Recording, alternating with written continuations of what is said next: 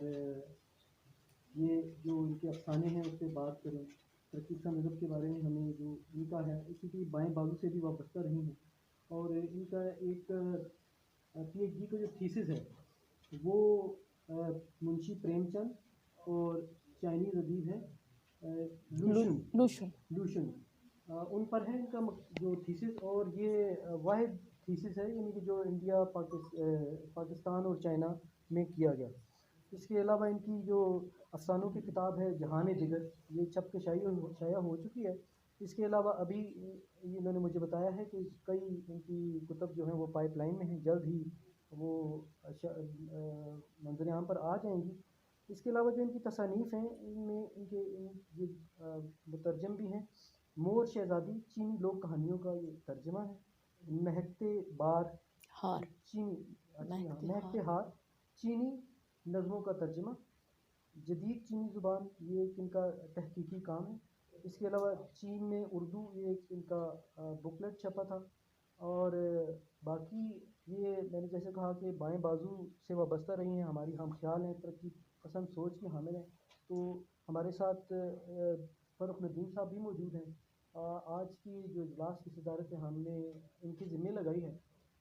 آپ سب جانتے ہیں کہ ایک باکمال افسانہ نگار، محقق اور مصنف ہیں. ان کی بھی کتاب پیچھے کی شائع ہوئی تھی. تو وقت کی چونکہ ہمارے پاس کم ہوتا ہے تو میں مزید وقت لیے بغیر ہمارا کچھ تعلق اپنے آس پاس کی زندگی سے ہے، ان کی تقدیر سے ہے، اور ہم کچھ کر سکتے ہیں اگر ہمارے پاس کچھ شعور ہے. تو ترقی پسند نظریہ اور سوشلزم جو تھا وہ ہم نے سیکھا. پتہ نہیں کچھ لوگوں نے کہا کہ ہم انقلاب کھیل رہے تھے. یہ 70s کی مڈ اور لیٹ کی بات ہے. لیکن ہم پوری سچائی کے ساتھ جو کچھ بھی تھا پوری سچائی کے ساتھ ان نظریات پہ یقین رکھتے تھے. اور انہیں نظریات پہ جو یقین تھا اس کی وجہ سے پھر میں 77 میں چائنا گئی تھی. میرا مقصد یہ تھا کہ میں چین میں انقلاب کی صورتحال کو سمجھوں. اور میرا جو مضمون تھا وہ چینی ادبیات تھا، اور یہاں میں نے اردو ادب میں ماسٹرز کیا تھا.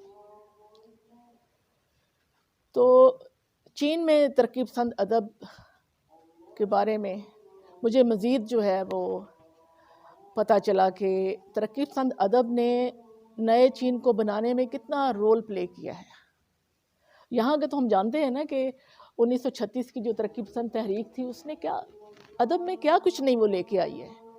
ایک اتنا بڑا جو ہے نا وہ ہجوم نہیں تھا بلکہ رائٹرز کا، پوئٹس کا اتنا بڑا نامور نام ہے. ترقی پسند تحریک کے پلیٹ فارم سے وہ شروع ہوئے ہیں اور بہترین ادب جو ہے وہ لے کے آئے. ان کے نام لینے کی آپ جانتے ہیں، ان کے نام لینے کی ضرورت نہیں ہے.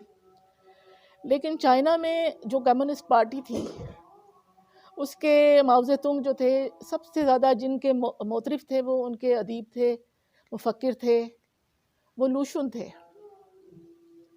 اب میں لوشن کے بارے میں ایک دلچسپ بات آپ سے یہ کروں گی کہ ادب کی جو جمالیاتی قدریں ہیں یا ادب کا جو جدیدیت پسند ہیں وہ ترقی پسند ادب کو کے پھیکا ہونے پہ اور بہت بے ذائقہ ہونے پہ اکثر تنقید کرتے ہیں.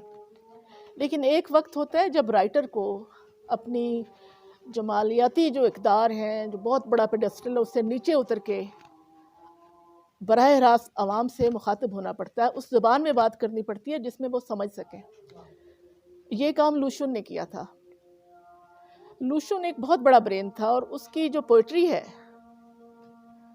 وہ اگر آپ دیکھیں تو ہی واز اے پوئٹ، بہت زبردست پوئٹ تھا. پھر اس نے شارٹ سٹوریز لکھی جو صرف اس کی 2 مجموعے ہیں. اس کے بعد وہ کالم نگاری پہ آ گیا.